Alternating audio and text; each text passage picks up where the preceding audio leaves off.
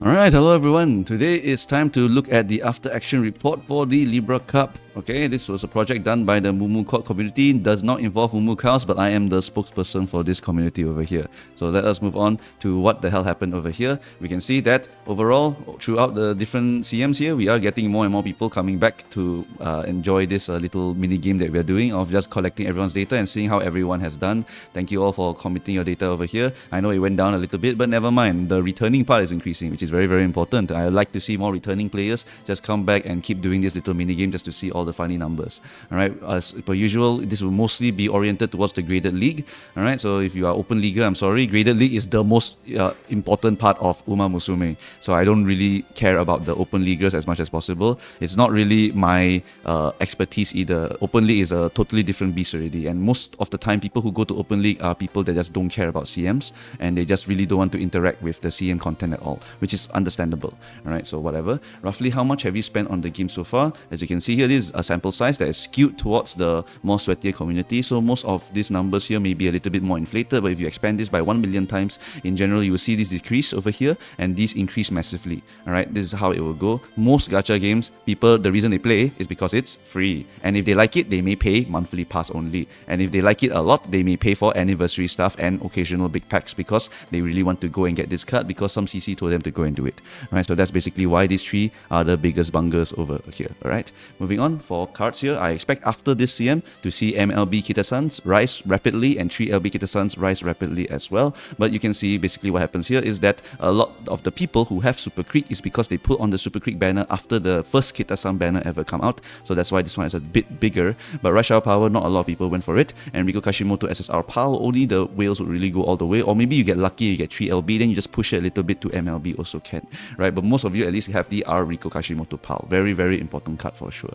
Alright, this one, don't worry about it. Some of this data is not here, some of this data is inside the website, which the community team have also go and push out already, right? So we'll go to the website to look at all of the different missing datas, right? For this one, we have the day one of wins. As we can see here, most of us are winning really hard in the early game. Long CM, in general, the early game is super free because the people that cannot pass the checks just die immediately. You must pass the checks in order to even enter this CM, right? But occasionally, some people can squeeze through the gaps, just become like a slug like me, right? Just wiggle your way into A final somehow. And then you see the enemies team comp and you're like, holy shit, how did you get to A finals with this? Because A finals, you must remember, right, everyone in Umamusume is mostly casual. It's not the people that sweat about the game, not people that care about the CM and whatnot, right? Most of the people are just here for the cute horse girl, and that's why it's always possible. It's always possible to wiggle into A finals as long as you know roughly what you are doing. Right? Anyway, most popular horses: Ghost Ship, Mariana Top Gun, Taishin, Manhattan Cafe. To no one's surprise, these are the most popular horses over here, and Kachao is very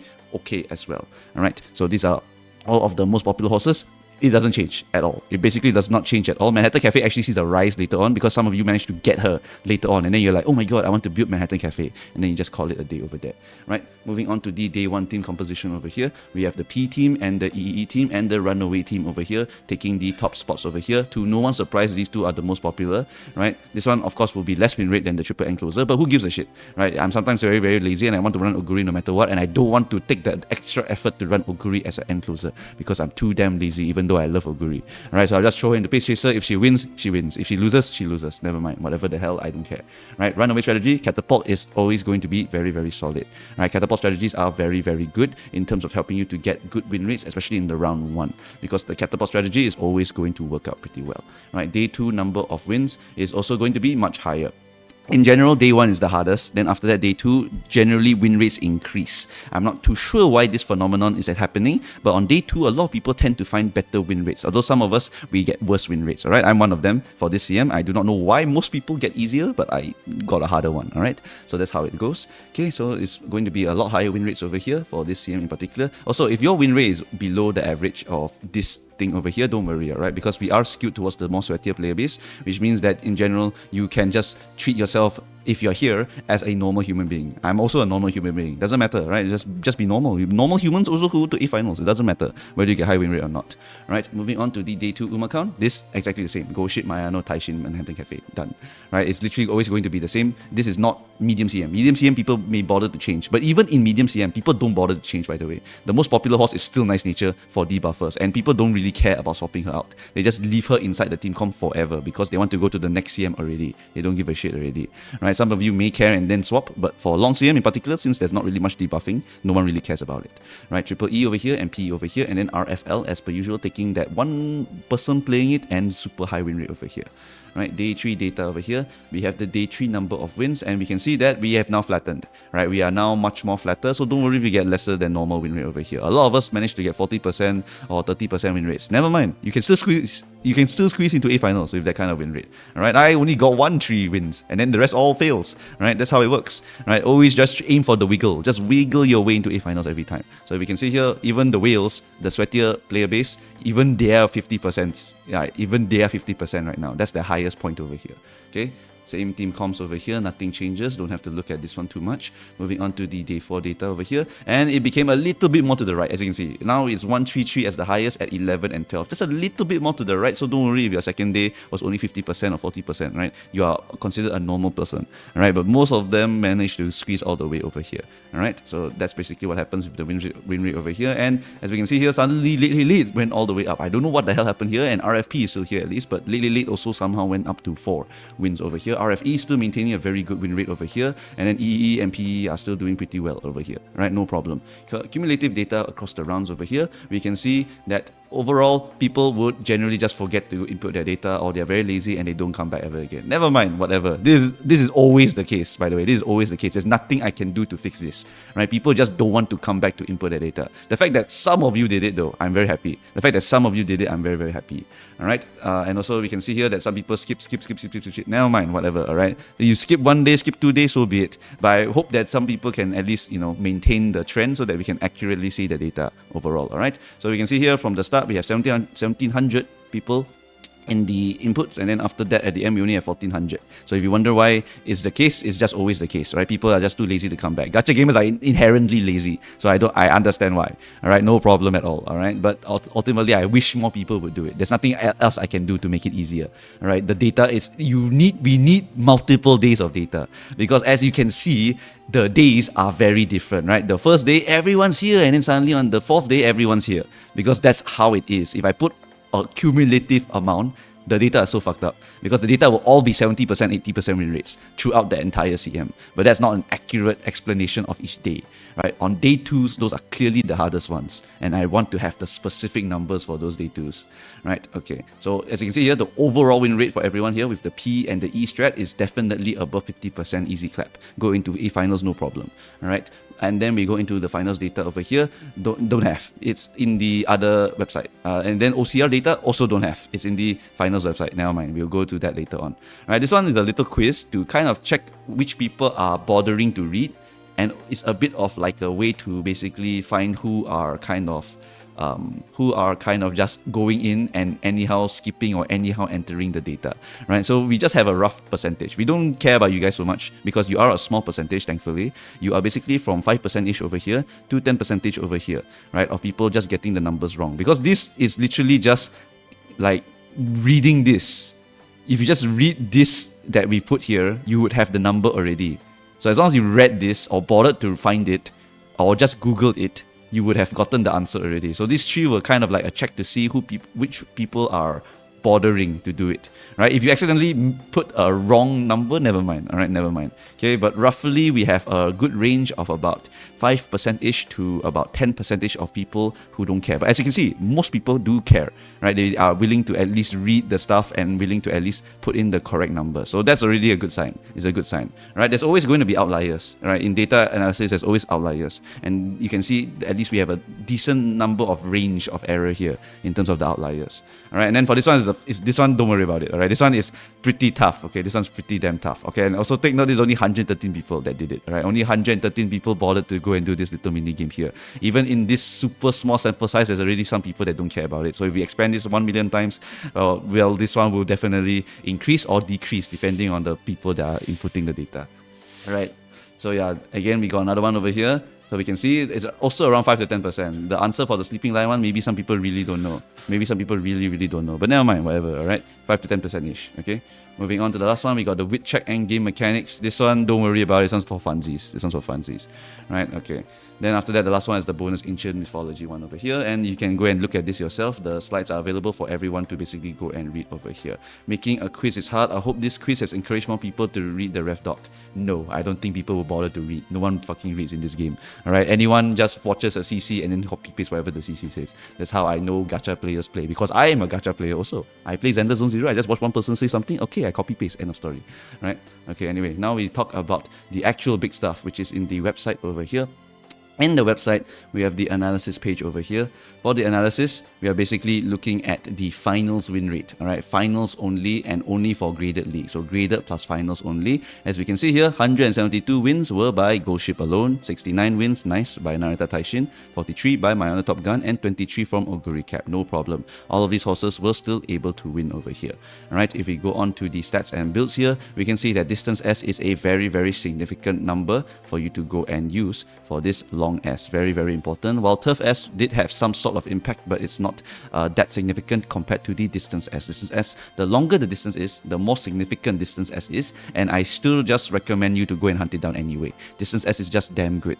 Alright, always hunt it down. Maybe for shorts and for miles, distance S is the least important one because it's very acceleration and RNG focused. I still go and get it anyway. I don't care. The moment I hit distance S, I just call it a day because my brain just simplifies it, right? Distance S is OP, so I just go and get distance S no matter what the distance is, right? But if you get a fast learner run for a short distance, for example, and you want to just not care about distance S, no problem, because the fast learner can get more accelerations, can get you more wins overall. Alright, so no problem for the shorter distances, but for longer distance, the distance S is very important. Right, moving on to the speed, stamina, power, guts, and wits. We have speed generally just being very high, but look, someone won with 846 speed because Umamusume is ultimately a game of whoever hits shall win. Alright, from now on it's always like that. Whoever hits the skills will just win. Alright, I repeated it twice because that's just how important it is to understand. Alright, even if your speed is so damn shit, if you hit all your skills, you can still win with 800 speed. Alright, moving on to stamina. As you can see here, the one who won with the lowest stamina is 802 stamina because as long as you hit, you shall win. Alright, stamina wise, everyone will go for basically 1050 or onwards because 1050 is a nice breakpoint that makes you survive if you only activate one recovery. No problem. The wits is very low, obviously. Right, for power over here, the lowest power is 632, and that's because they're playing front runners and they're trying to rocket launcher with NSM, Anglian scheming combo. Right, so that's why the power can be very low in exchange for higher wit. Take note, you cannot go for high power and high wit at the same time. That's just not possible on these kinds of long CMs because stamina is a big tax for you. Right, only much later down the line, when the GP cards become ultra power crept, then you can go for 1200 every single stat. But for now, we cannot 1200 every single stat. So we have to choose between stamina, power, and wit. These are the other stats that we need to go for. Stamina, for longer distances, you need to go very high. But if you want to go lower and gamble on wits for activation of your recoveries, it's not impossible, but it's certainly less likely to be more consistent. Alright, that's just how it works. Okay, so that's how the power can end up at 942. If you have good power, then you probably dumped your wit over here. That's just how it goes. Right, your wit around 400, your wit around 300. This is the norm, okay? This is the norm. I know people are recommending put 5 motion in your deck, get 600 wit. No. Most normal human being cannot do that. Okay, most normal human beings cannot do that strategy. I know they are recommending the optimal, but optimal is not available. Alright, there's a big difference between optimal and available. Most people are 400 already or 300 already. You can still win with that number, okay? So this is an okay number. Don't need to cry about your wit being low, alright? You can still win already, alright, with this kind of wit over here. But of course, the median is around 423 wit. If you cannot get higher, never mind, because even the lowest of wits, 287, can still win the CM. Alright, so literally as long as you hit, you shall win. So don't worry about the wit so much. Alright, this is one of the less important stats because struggling to meet all these is already hell for the free-to-player. I know, I've been there before. Alright, so that's why I do not tell people to go for 400 wit or higher. Just stay at 300 and you're still winnable, okay? It's still winnable. Okay, moving on to the number of skills per winner. We have 8 to 10 skills over here. Generally, the more skills you get, the better off you're going to be. Alright, you're wondering, should you buy the gold skill? Actually, we can buy 2 white skills, and that's probably mostly going to be better in terms of buying speed stuff, in terms of buying green skills. Right, for the goal recoveries, of course, 2 of them will have to be taxed for this long CM. Some of you gamble 1 goal recovery, allows you to buy more skills, which is okay if you have high raw stamina. If you have high raw stamina, then you can gamble 1 recovery. But if you don't have high raw stamina, then you will need to gamble 2 recoveries, which is less consistent. So that's just how it works over here, right? You can just see more skills generally is going to be better overall, right?